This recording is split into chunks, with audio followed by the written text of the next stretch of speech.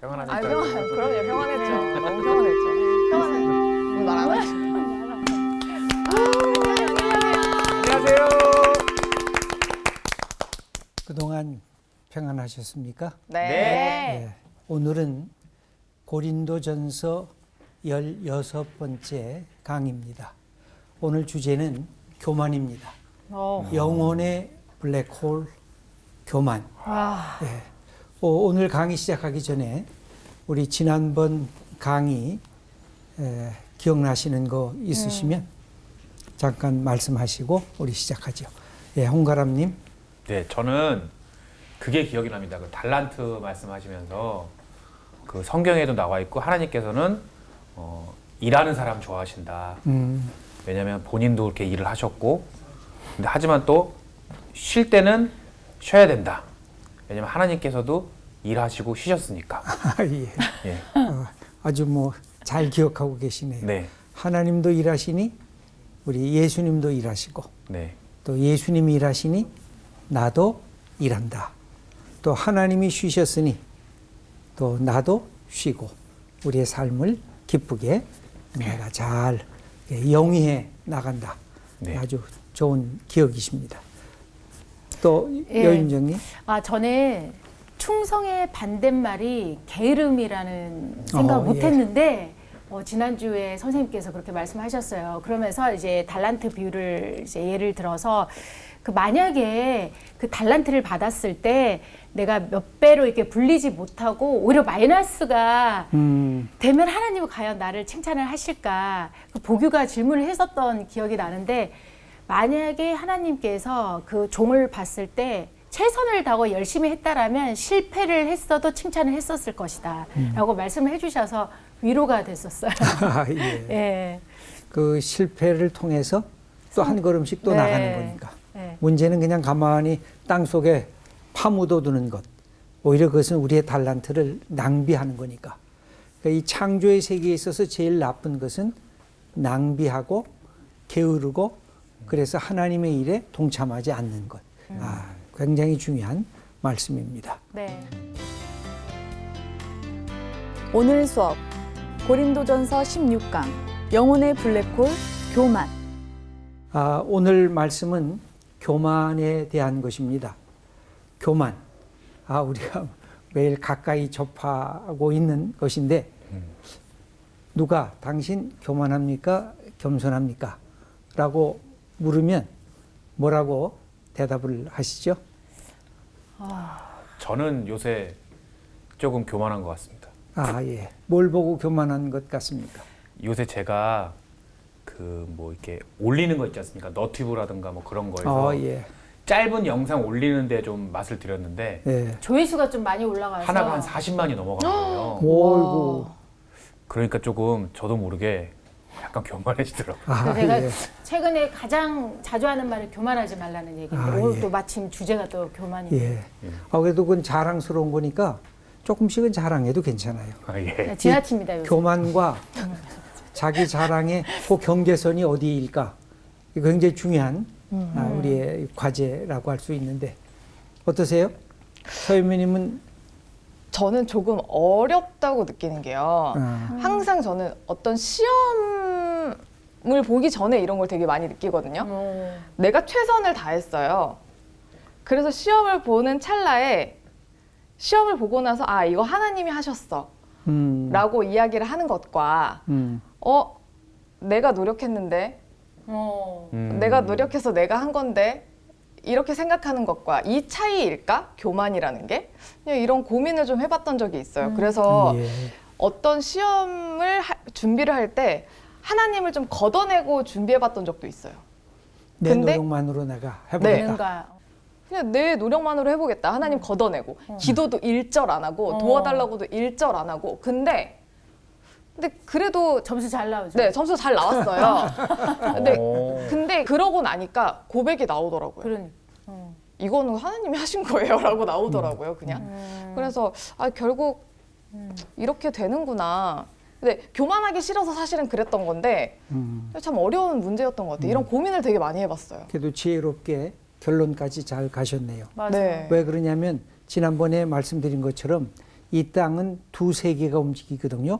하나는 창조적 질서 속에서 움직이는 게 있고 구원의 질서 속에서 움직이는 게 있습니다.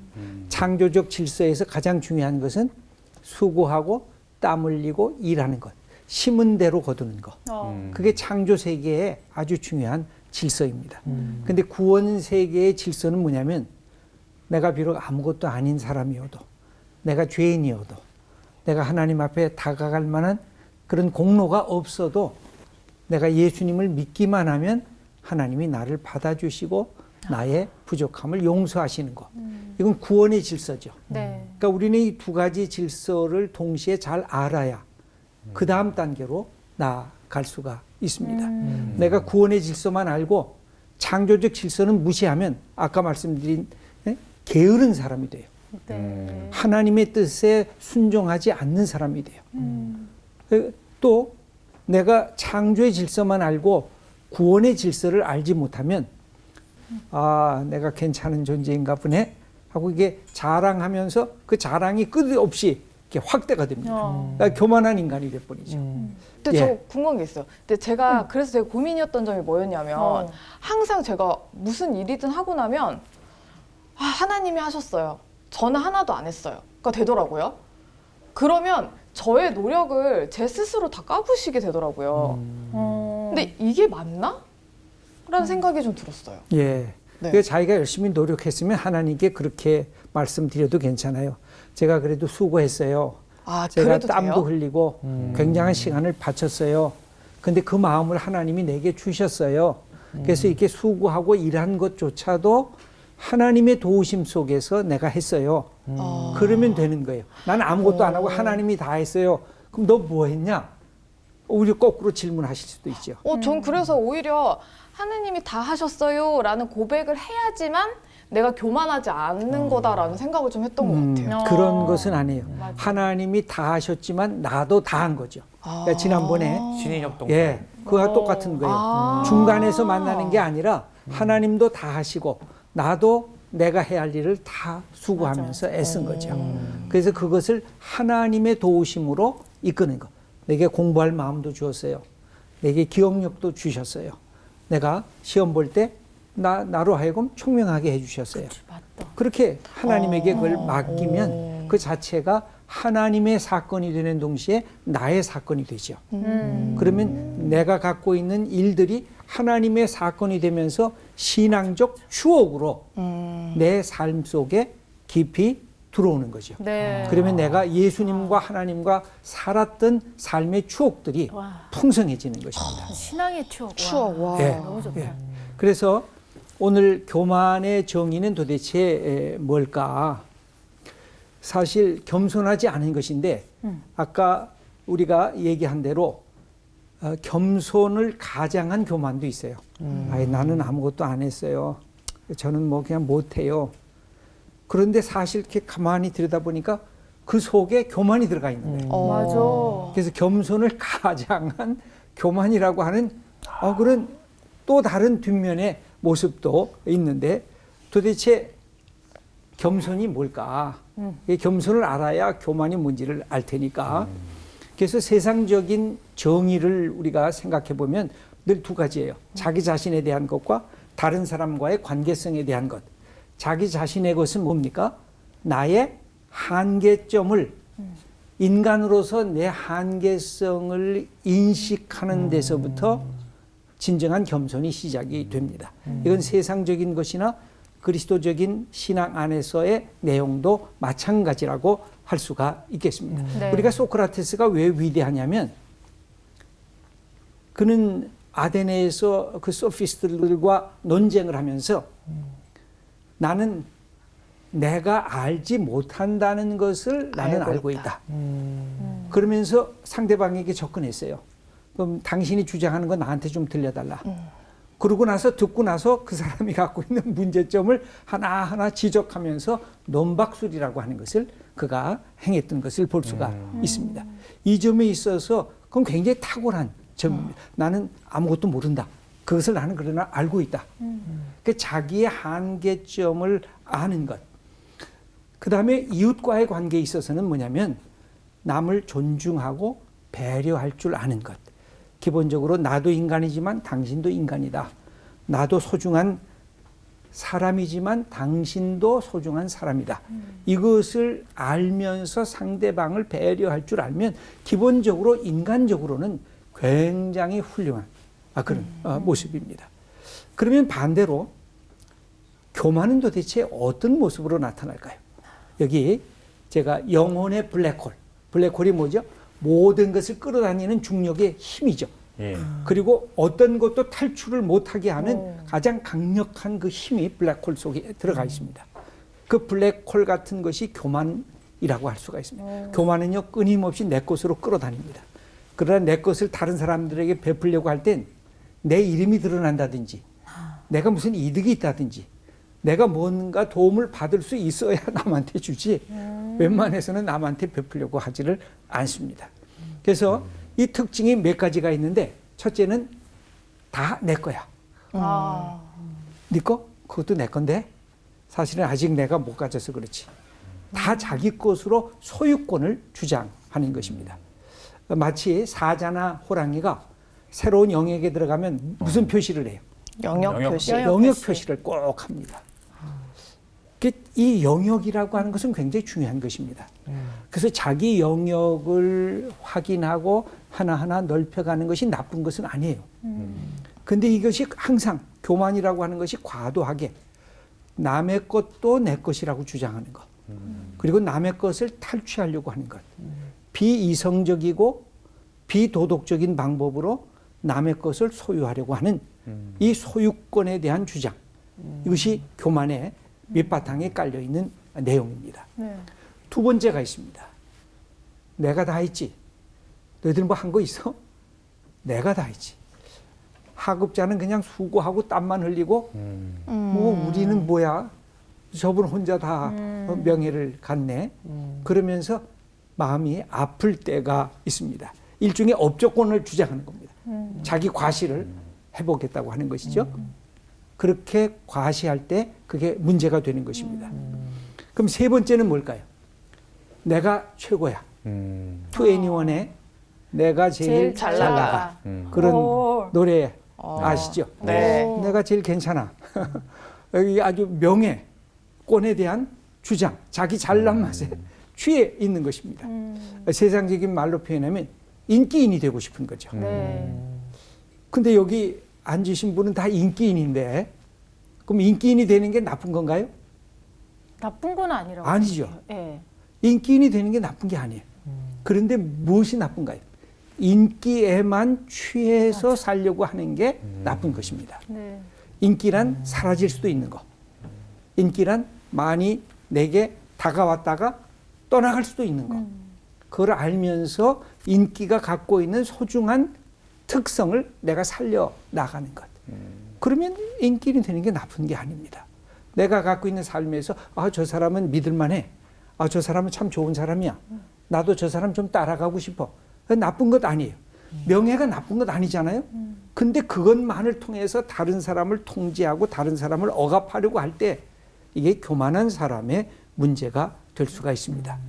이런 문제가 발생을 하면 그 다음에 어떤 마음이 드느냐면 하나님 없어도 괜찮아. 내 인생 내가 사는 거지 뭐 하나님이 뭘 날 간섭해. 하나님 없이 난 내 인생을 살 거야. 그러면서 뭘 잊어먹습니까? 인간이 갖고 있는 한계성을 잊어먹습니다. 인간은 언젠가는 젊음이 사라지는 존재야. 그렇죠. 언젠가는 한 줌의 흙으로 돌아갈 존재야. 인간은 그렇게 잘나다가도 질병 한번 들면 폭삭하고 망하는 존재야. 네. 이것을 놓치고 인생을 살아갈 위험성이 발생하게 되는 것입니다. 그래서 신앙적 겸손이란 뭘까요? 하나님을 무시하고 거부하는 것이 교만인 것입니다. 그 반대로 하나님 앞에 나의 소명을 깨닫는 것. 내가 복음성가 가수로서, 내가 아나운서로서, 내가 개그맨으로서 내게 주어진 이것을 어떻게 하나님 앞에서 발휘할까? 그래서 하나님 나라를 이루는데 이 땅을 더 따뜻하게 하고 하나님의 구원의 역사를 만들어 가는데 도움이 될까? 그래서 소명과 사명을 깨닫는 순간에 우리는 하나님 내게 이런 직업을 주셔서 감사합니다. 내게 이렇게 좋은 인복을 주신 것 감사합니다. 내게 주신 삶의 목표를 주셔서 감사합니다. 내가 하나님의 나라와 의를 위해서 살게 해주시는 것 너무 고맙습니다. 그렇게 내가 고백할 수가 있게 됩니다. 어떤 사람이 이런 얘기를 했어요. 교만은 마치 속옷과 같다. 여러분 옷을 입을 때 무엇부터 입어요? 속옷. 속옷부터 입죠. 네. 제일 먼저 입어요. 근데 옷 벗을 때 맨 나중에 벗는 옷이 뭐예요? 겉옷. 그것도 속옷이에요. 네. 속옷. 맨 나중에 그치. 그래서 교만이라는 게 인간이 살면서 제일 먼저 입어요. 그래서 그게 자존감이 되는 것은 괜찮은데 교만이 되는 순간에 벗으려고 하면 제일 안 벗어져요. 맨 마지막에 벗어야 되는 것이 인간의 교만. 그렇게 교만은 우리의 삶의 블랙홀처럼 우리를 끊임없이 끌어다니고 이걸 벗으려고 내팽개치려고 해도 벗어날 수가 없는 거예요. 그것이 바로 교만인 것입니다. 그런데 바울이 생각할 때 고린도 교회가 바로 교만한 교회 성도들처럼 여겨졌던 것입니다. 그래서 바울이 오늘 본문에서 말씀을 합니다. 6절 하반절을 우리 한번 함께 읽어보겠습니다. 서로 대적하여 교만한 마음을 가지지 말게 하여 합니다. 서로 대적할 수밖에 없다는 것이죠. 교만하면 어때요? 교만한 사람은 누구를 제일 싫어할까요? 교만한 사람. 그렇죠. 어. 교만한 사람이 제일 싫어하는 사람은 대박. 교만한 사람. 교만 경쟁을 하거든요. 너 보니까 너 교만해. 근데 보니까 이 사람이 더 교만해요. 교만이 갖고 있는 것은 항상 하나됨을 거절을 해요. 우리가 같이 동역자인 것을 거절해요. 우리가 함께 갈 수 있다는 가능성을 이렇게 무산시켜버려요. 이 교만이 갖고 있는 것은 그래서 서로 대적할 수밖에 없는 그 분파가 일어난 거예요. 너 바울파야? 너 게바파야? 난 아볼로파인데. 그러면서 교회 공동체가 갈라지고 갈등하게 된 것은 그 근본에 교만이 들어가 있다는 것입니다. 그래서 다른 사도들의 이름을 빌어서 실제로는 우리가 얼마나 괜찮은 그리스도인이고 성령의 사람이고 믿음의 사람인지, 그러니까 그리스도를 믿는 믿음 안에도 교만이 들어갈 수 있다는 것입니다. 여러분, 예수 믿지 않고 교만한 사람은 치유책이 있어요. 뭘까요? 예수님 실패. 믿는 거. 예수님 믿는 거. 근데 예수님 믿으면서 교만하면 치유책이 없어요. 답이 없네. 이제 어떻게 할 수가 없어요. 예수의 이름으로 교만하면 이거는 정말 큰 문제가 발생할 수밖에 없어요. 그래서 예수님의 믿음으로 내가 확신에 찬 것과 교만한 것을 구분할 줄 알아야 돼요. 근데 이 시대에 그렇게 교회 공동체 안에서 갈등과 분쟁이 있는 것은 예수 믿으면서 교만하기 때문에 상대방을 포용할 수가 없는 거예요. 그것이 우리가 갖고 있는 오늘 우리의 삶의 문제입니다. 예수 믿는 부부도 마찬가지예요. 부부가 교만하면 같이 살 수가 없어요. 누군가 하나 상대방을 아우르는 사람이 있어야 그 교만이 이렇게 사라지기 시작하거든요.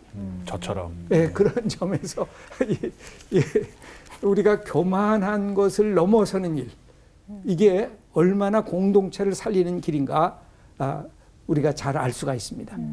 20세기 유명한 기독교 변증학자가 있습니다. C.S. 루이스라고 여러분들이 말씀은 들어봤을 것입니다. 이 C.S. 루이스가 한 재미있는 말이 있습니다. 인간에는 두 가지의 종류밖에 없다. 두 가지의 종류의 인간밖에 없다. 겸손한 사람은 이렇게 기도하는 사람, 하나님을 향해서 당신의 뜻대로 하옵소서. 여러분 이렇게 기도할 수 있나요? 어제 했습니다. 이게 할 수 있다 그러는데 이걸 매일매일 한다는 게 너무 힘들어요. 누구도 힘들었을까요? 예수님도 힘들으셨어요. 십자가에서. 예. 예수님도 겟세마네 동산에서 기도하실 때 내 길이 십자가의 길이라고 생각하시니까 하나님의 뜻대로 하옵소서 하기 전에 계속해서 다른 말씀을 하세요. 하나님, 나 이 길 싫습니다. 나 이 쓴 잔을 마시기 원하지 않습니다. 예수님도 그 거절의 말씀을 하세요. 그러다가 마지막 순간에 당신의 뜻대로 하옵소서. 그래서 우리들도 신앙생활을 하다가 좀 거절하는 것도 괜찮아요. 하나님 이거 안 돼요. 나 이거 원하는데요. 하나님 이거 이렇게 해주세요. 하나님 그렇게 가면 저 큰달라요. 하셔도 괜찮아요. 그런데 마지막에 꼭 신앙의 기도, 겸손한 사람의 기도의 마지막은 뭘까요? 그러나 거기에 접속사가 있어요. 그러나 하나님의 뜻대로 하옵소서. 그러면 되는 거예요. 그러니까 거기까지의 과정이 우리의 신앙의 연단이라고도 할 수가 있을 것입니다. 그 다음에 교만한 사람의 특징은 뭘까요? 하나님께서 그 사람에게 야, 네 마음대로 해봐. 누가 그랬어요? 모세의 출애굽 때 바로 왕한테 하나님이 그 마음을 강팍하게 했다. 그렇게 기록이 돼 있죠. 네. 그 무슨 뜻이에요? 네 마음대로 해봐. 그럼 어디까지 가나 가봐. 여러분 누가복음 15장에 무슨 비유가 있어요? 유명한 탕자의 비유가 있어요. 탕자의 비유가 둘째 아들이 아빠 나 상속 재산 줘. 나 나갈래. 성경에는 한 번도 야, 왜 나가냐 그러지 마라. 그런 말이 없어요. 그냥 내버려뒀어요. 왜 그랬을까요? 말려도 소용이 없기 때문에. 여러분 젊을 때 부모님과의 관계 기억이 나요? 말려도 소용이 없어요. 그래서 네 갈 때까지 가봐. 어디까지 갔어요? 돼지 먹는 쥐염 열매에 자기 입을 갖다 댔어요. 짐승처럼 돼지처럼 됐어요. 그러니까 그때 아버지가 기억이 난 거예요.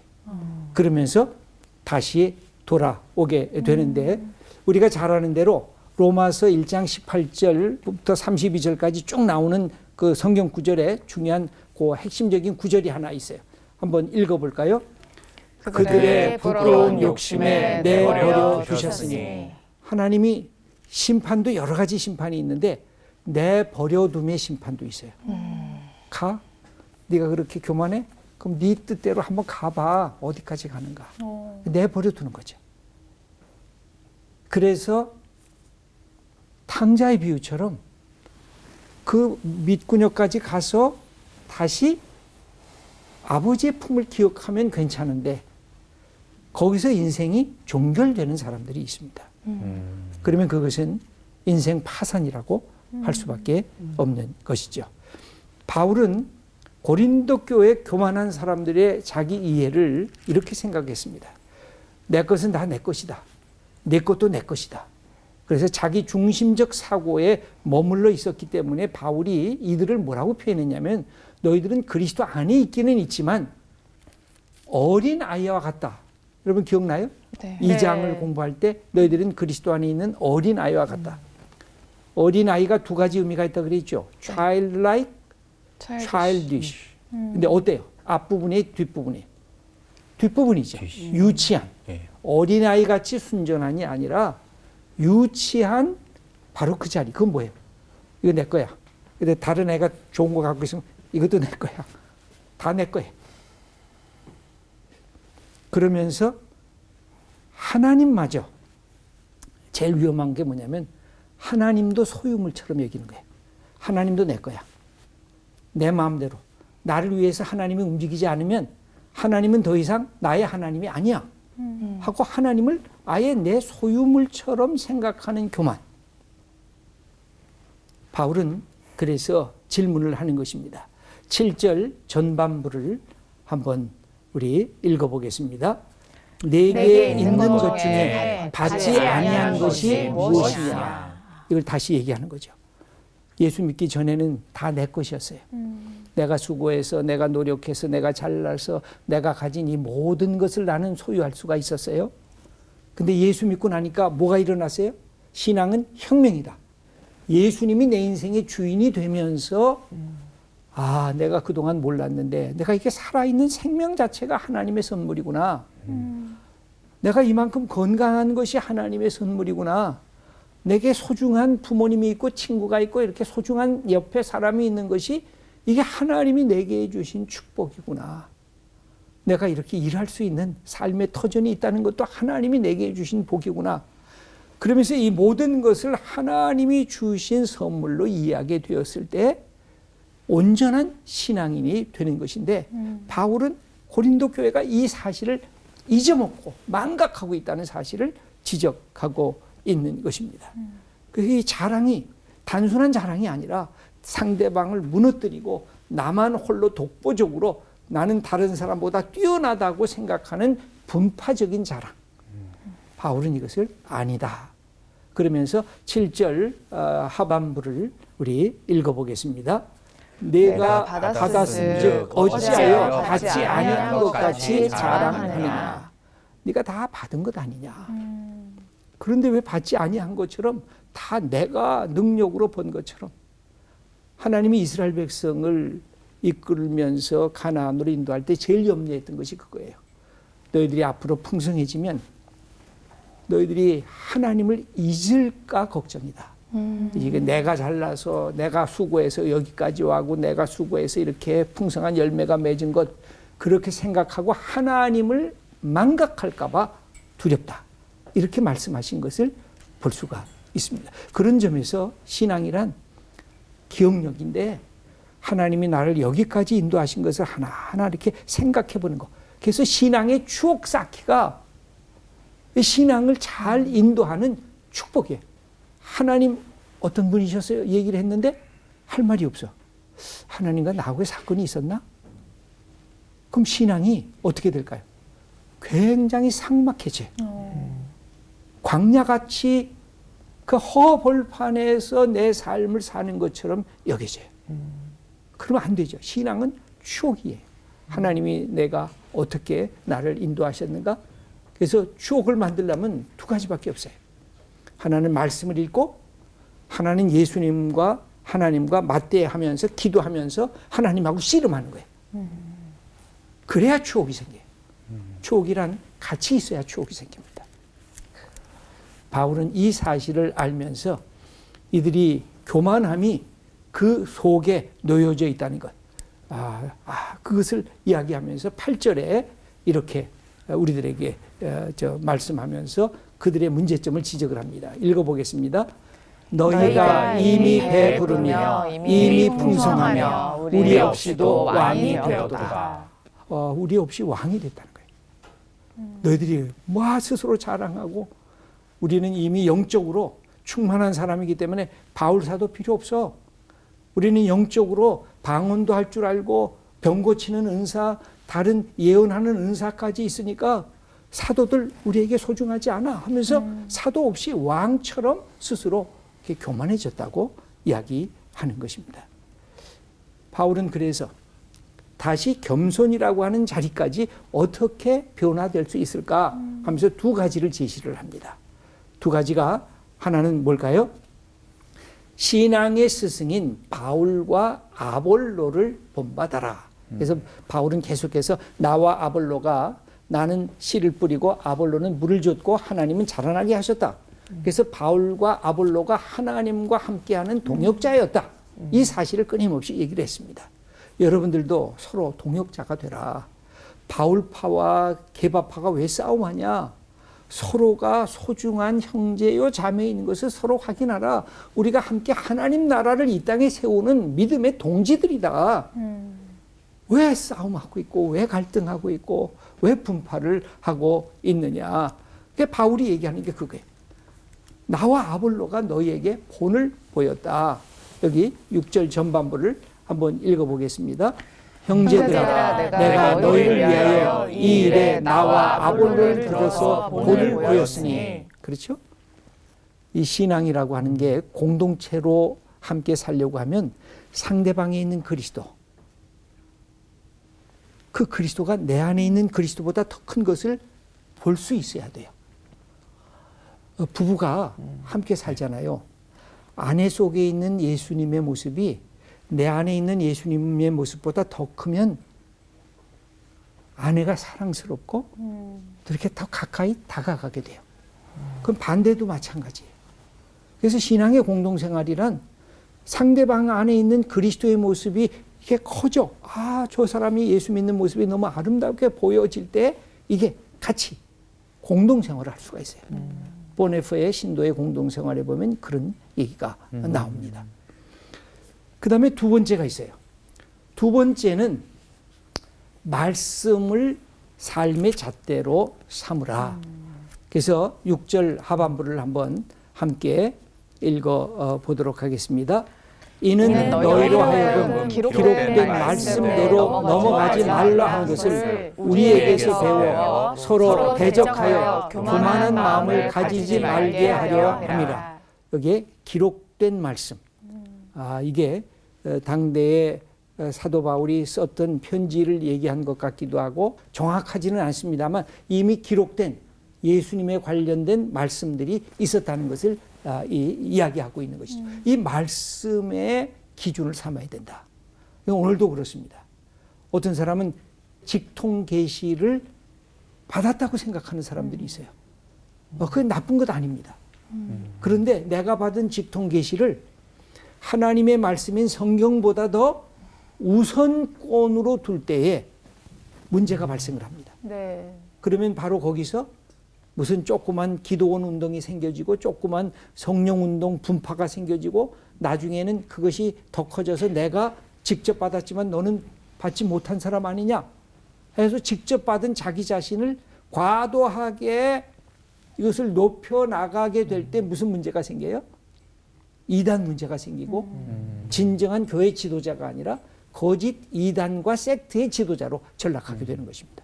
그래서 항상 우리는 가다가 모든 근거, 우리의 문제의 근거를 어디로? 말씀으로. 말씀은 누구를 지향해요? 예수 그리스도를. 그리고 예수 그리스도는 누구를 지향해요? 하나님. 그래서 우리가 항상 말씀으로 예수님, 하나님, 성령님 이렇게 같이 돌아가야 돼요. 네. 그래서 여기에서 성경 말씀보다 스스로 더 지혜롭다고 자랑했기에 우린 쓰여진 말씀이 필요 없어. 그렇게 생각하면서 이제 간섭할 사람은 없어. 사도들 앞으로 더 우리에게 필요가 없어. 내가 사도에게 속했다고 주장하는 분파는 사실은 나는 사도가 필요 없다고 하는 사람과 마찬가지의 모습인 것입니다. 예, 홍가람님. 제가 회사에서 무슨 프로젝트를 맡아서 추진한다거나 새로운 사업을 벌린다거나 또는 내가 하고자 하는 일이 있거나 할 때 주변에서 이렇게 얘기가 많이 나올 때가 있잖아요. 그거 안 돼. 그거 하지 마. 그거 왜 하려 그래. 막 그래요. 근데 저는 그대로 하고 싶어요. 그건 교만인가요? 아니죠. 그러니까 안 된다는 이유가 무엇인지를 물어야 되겠죠. 그런데 하나님께서 우리 홍가람님에게 주신 달란트가 있어서 하나님 앞에 기도하면서 내 달란트를 갖고 이런 일을 하고 싶습니다.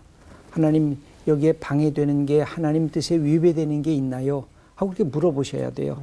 그래서 물어보시고 위배되는 게 없다 그러면 가장 가까운 아내한테 이야기를 한번 하고 아내도 우리가 말씀에 비추어 볼 때 문제가 없는 것 같아. 그럼 하셔도 돼요. 그러니까 그 다른 사람은 참고할 뿐이죠. 다른 사람의 의견은 중요한 것은 본인의 결단, 그 다음에 사랑하는 아내, 또 거꾸로 우리 여윤중님이 하면은 사랑하는 남편. 굉장히 중요하죠. 그러고 나선 오케이. 그 다음에 한 걸음씩 다 가면 돼요. 그래서 여기 보면 잠언서 16장 18절 구약의 잠언서의 유명한 교만에 대한 말씀입니다. 한번 읽어보겠습니다. 교만은 패망의 선봉이요 거만한 마음은 넘어짐의 앞잡이니라. 예, 교만은 세상에 누구도 다 싫어합니다. 사람들이 제일 먼저 느끼는 게 교만한. 저 사람 나 다음번에는 안 만나. 교만은 내가 교만하기 때문에요. 항상 교만이 제일 먼저 보이거든요. 우리가 다 교만기가 있잖아요. 교만기 없는 사람 없거든요. 그러니까 제일 먼저 다른 사람의 교만이 빨리 보여요. 근데 나보다 더 교만한 것 같으면 안 만나라 그래요. 이게 이 교만이 갖고 있는 특성인데 자기 혼자 되는 줄 알다가 그것이 무너지면 회복할 수 있는 그 길이 이렇게 막혀지는 거예요. 여기에 구약의 이 잠언서는 오래된 경험 속에 나오는 인생의 진리라고 할 수가 있습니다. 그래서 이 말씀을 우리가 영혼의 블랙홀인 교만에 대한 말씀을 하면서 마지막 우리에게 적용할 네 가지를 한번 생각해 보겠습니다. 그러니까 나라고 생각하십니다. 네. 다. 첫 번째는 뭐냐면 나는 무지하다. 그런데 교만하기까지 하다. 이거 아주 위험한 것입니다. 특별히 힘까지 있는데 교만하다. 근데 무지하다. 그건 어떨까요? 큰일 나요. 이거 아주 큰일 이건 나죠. 어린아이한테 칼을 집어준 것과 같은 위험성이 있습니다. 그러니까 무지하다. 그런데 교만하기까지 하다. 그러면 여기에 뭐가 필요할까요? 자기 비판, 회개. 내가 교만하지 않게 해달라고. 이 자기가 남을 함부로 정죄하지 않게 해달라고. 이게 필요한 것입니다. 두 번째입니다. 내가 무지합니다. 그런데 겸손합니다. 그럼 뭐라고 기도해야 될까요? 배우면 되는 것입니다. 하나님, 내게 배움의 영, 내가 깨닫는 영, 내가 뭔가를 더 알고 싶은 호기심의 영, 이런 것을 제게 주세요. 그래서 저희가 더 열심히 배우겠습니다. 그래서 더 많이 내가 알고 그렇게 이 무지에서부터 탈출하고 지혜로운 사람이 되겠습니다. 하고 달려가면 되는 것입니다. 세 번째입니다. 내가 지혜롭습니다. 그런데 교만합니다. 이거 어떻게 해야 될까요? 듣는 귀. 예, 이기주의니까 내 이야기만 떠들라 그러잖아요. 어떻게 해야 될까요? 남의 이야기에 경청할 수 있는 마음을 주세요. 무엇보다 경청은 뭘 경청해야 돼요?